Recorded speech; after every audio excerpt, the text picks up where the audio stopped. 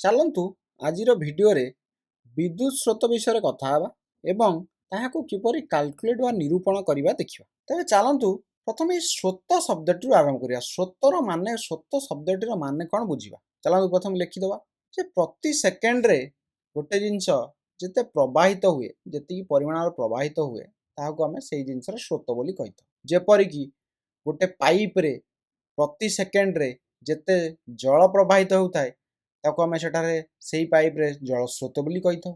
ଗୋଟେ ସେକେଣ୍ଡରେ କେତେ ପବନ ବା ବାୟୁ ପ୍ରବାହିତ ହେଉଛି ତାକୁ ଆମେ ବାୟୁ ସ୍ରୋତ ବୋଲି କହିଥାଉ। ମାନେ ସ୍ରୋତ ମାନେ ଆମେ ବୁଝିଲେ ଯେ ପ୍ରତି ସେକେଣ୍ଡରେ ଗୋଟେ ଜିନିଷ କେତେ ପରିମାଣରେ ପ୍ରବାହିତ ହେଉଛି, ସେ ଜିନିଷଟି କିଛି ବି ହୋଇପାରେ। ବିଦ୍ୟୁତ୍ ସ୍ରୋତ ପାଇଁ ଆମେ ଦେଖନ୍ତି ଯେ ପ୍ରତି ସେକେଣ୍ଡରେ କେତେ ଚାର୍ଜ ପ୍ରବାହିତ ହୁଏ। ଗୋଟିଏ ତାରର ପ୍ରସ୍ତଚ୍ଛେଦରେ ଗୋଟିଏ ସେକେଣ୍ଡରେ ଯେତେ ଚାର୍ଜ ପ୍ରବାହିତ ହୁଏ ବା ଯେତିକି ଚାର୍ଜ ପ୍ରବାହିତ ହୁଏ ତାକୁ ଆମେ ବିଦ୍ୟୁତ୍ ସ୍ରୋତ ବୋଲି କହିଥାଉ। ଚାଲନ୍ତୁ ଏକ ଉଦାହରଣ ନେବା। ମାନିନିଅ ଏଠାରେ ଏକ ଧାତବ ତାର ଅଛି ଏବଂ ଧାତବ ତାରର ଏକ ଗୁଣ ହେଉଛି ଯେ ଆ ମଧ୍ୟରେ ବହୁତ ଗୁଡ଼ିଏ ଇଲେକ୍ଟ୍ରନ ରହିଥାନ୍ତି ଯେଉଁମାନେ କି ଫ୍ରିଲି ଆ ମଧ୍ୟରେ ଗତି କରିପାରିବେ। ବହୁତ ସଂଖ୍ୟାର ଇଲେକ୍ଟ୍ରନ ଥାନ୍ତି, ଫ୍ରି ଇଲେକ୍ଟ୍ରନ ଥାନ୍ତି ଯେଉଁମାନେ କି ଆ ମଧ୍ୟରେ ଫ୍ରିଲି ଗତି କରିପାରିବେ। ଯଦି ଆମେ এই ଇଲେକ୍ଟ୍ରନକୁ ଠେଲିବା ବା କୌଣସି ଏକ ବଳ ଦେବା ତାହେଲେ ଇଲେକ୍ଟ୍ରନ ଗୁଡ଼ିକ ପ୍ରବାହିତ ହେବେ ବା ଫ୍ଲୋ କରିବେ।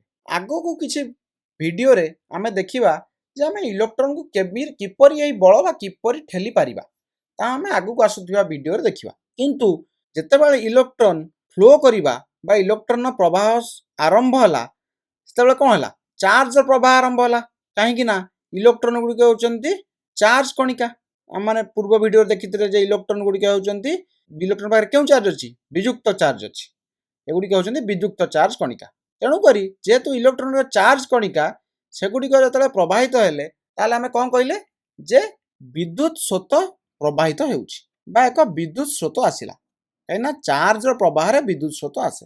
ବର୍ତ୍ତମାନ ଭାବିନିଅ ତୁମେ ଏହି ସ୍ଥାନରେ ଠିଆ ହେଇଛ, ଏହି ସ୍ଥାନରେ ଠିଆ ହେଇକି ଦେଖୁଛ ଯେ ଏହି ପ୍ରସ୍ତଚ୍ଛେଦ ଦେଇ ପ୍ରତି ସେକେଣ୍ଡରେ କେତେ ଚାର୍ଜ ଯାଉଛି। ତୁମେ ଏହି ସ୍ଥାନରେ ଠିଆ ହେଇଛ ଏବଂ ଦେଖୁଛ ଯେ ଏହି ପ୍ରସ୍ତଚ୍ଛେଦ ଦେଇ ପ୍ରତି ସେକେଣ୍ଡରେ କେତେ ଚାର୍ଜ ଯାଉଛି। ତେଣୁକରି ବର୍ତ୍ତମାନ ଆମେ ତାରର ଏହି ଭାଗ ଉପରେ ଧ୍ୟାନ ଦେବା ଏବଂ ଧରିନିଅ ଯେ ତୁମେ ନିରୂପଣ କଲ ଯେ ଥରେ 10 କୁଲମ୍ବ ଚାର୍ଜ ପ୍ରବାହ ହେଲା।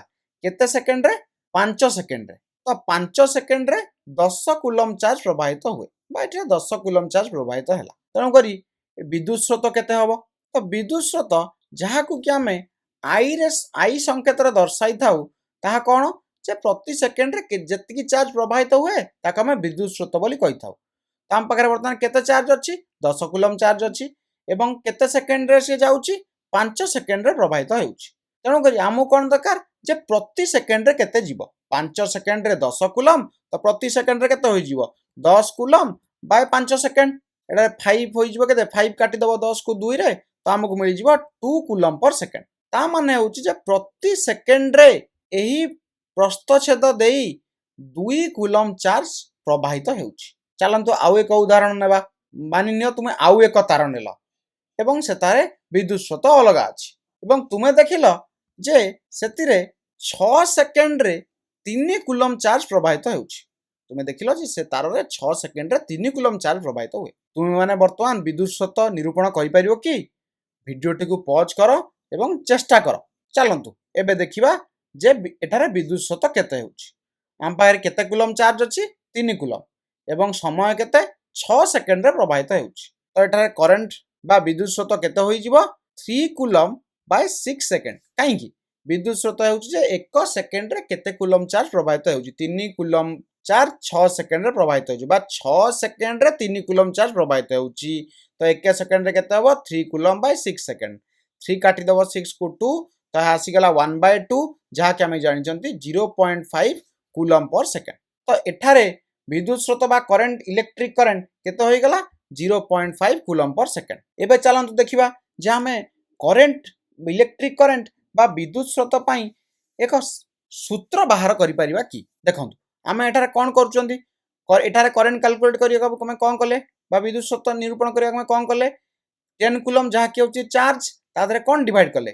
5 ସେକେଣ୍ଡ ଯାହାକି ହେଉଛି ଟାଇମ୍ एठारे मध्य 3 कूलम जहाँकि होची चार्ज एवं 6 सेकेंड जहाँकि होची टाइम। तेणु करी जदि आमे इलेक्ट्रिक करेन्ट बा विद्युत स्रोतर सूत्र काढ़िया को जिबा ताले आमे देखिले जा करेन्ट हे जाउची Q बाय T। Q हेउची चार्ज, T हेउची टाइम। काना आमे देखिले जे चार्ज समय को डिवाइड कले हमर को मिलुची विद्युत स्रोत मिलुची। तेणु करी करेन्ट I बा विद्युत स्रोत I is equal to Q by T। एठारे जानि रखिबा उचित आम पूर्व वीडियो रे जानिचंती जे Q कहार संकेत चार्ज संकेत एवं T होची समय संकेत। तुमे याको मध्ये एपरि बुझी पारो जे मानिनियो T सेकेंड रे Q कूलम चार्ज प्रवाहित हेउची तो 1 सेकेंड रे केते होई जिवो Q बाय T। तेणु करी विद्युत स्रोतर सूत्र हे गला I is equal to Q by T। एबे चलंतु आमे देखिबा जे विद्युत स्रोतर एकक कोन। विद्युत स्रोत एकक कोन देखिले चार्ज होची कूलम एवं समय होची सेकेंड। तेणु करी कूलम पर सेकेंड जहाकू आमे कोन कहंती एम्पियर एवं जहाकू आमे ए संकेत रे दर्शाई थाउ कैपिटल ए संकेत रे देखाई थाउ। तेबे ए एम्पियर कहा नारे करा हैची ए एम्पियर टी करा हैची फरासी वैज्ञानिक बा फ्रेंच साइंटिस्ट आंद्रे एम्पियर को नाम रे जे कि विद्युत उपरे बहुत काम अनेक काम करिथिले। तेणु करी एठार आमे कहि परिबा जे विद्युत स्रोत केते 2 एम्पियर काना कूलम पर सेकेंड को आमे कोन कहले एम्पियर 2 एम्पियर। सेही परि एठारे कहिबा जे विद्युत स्रोत हेउची 0.5 एम्पियर। चलंतु आउ एक उदाहरण नबा जहा द्वारा कि आमे विद्युत स्रोत ऊपर संपूर्ण धारणा पाई जिबा। मानिनियो जे हमको एक विद्युत स्रोत दिया जाइछि बा इलेक्ट्रिक करंट दिया जाइछि। केते दिया होइछि इलेक्ट्रिक करंट 3 एम्पियर। तेबे तार माने कोन एम्पियर माने ता माने जानिचो जे कूलम पर सेकेंड ता माने से तार देई प्रति सेकेंड रे 3 कूलम चार्ज प्रवाहित होउछि। तेबे मते वर्तमान दरकार जे 5 सेकेंड रे केते चार्ज प्रवाहित हेबो। मते विद्युत स्रोत देई 3 एम्पियर एवं टाइम बा समय देला 5 सेकेंड। मते कोन बाहर करिवार अछि जे ए 5 सेकेंड रे से तार देई केते चार्ज प्रवाहित होइछि। एबे वीडियो टी को पॉज करो एवं निजे या निरूपण करिया को चेष्टा करो। चलन देखिबा आमे जानि चंती एटा 3 एम्पियर करंट प्रवाहित होउछि बा विद्युत स्रोत होउछि 3 एम्पियर ता माने जा के होउछि 3 कूलम पर सेकेंड ता माने प्रति सेकेंड रे केते कूलम चार्ज प्रवाहित होउछि 3 कूलम। आमे केते सेकेंड रे चार्ज निरूपण करिया चाहउचंती जे 5 सेकेंड रे केते चार्ज प्रवाहित होइछि ताहा निरूपण करिया चाहउचंती। प्रति सेकेंड रे 3 कूलम 5 सेकेंड रे केते होई जिवो इनटू 5 सेकेंड्स। तो वर्तमान सेकेंड सेकेंड कैंसिल होई जिवो एमो हमकु मिली जिवो 15 कूलम 3 into 5 15 कूलम।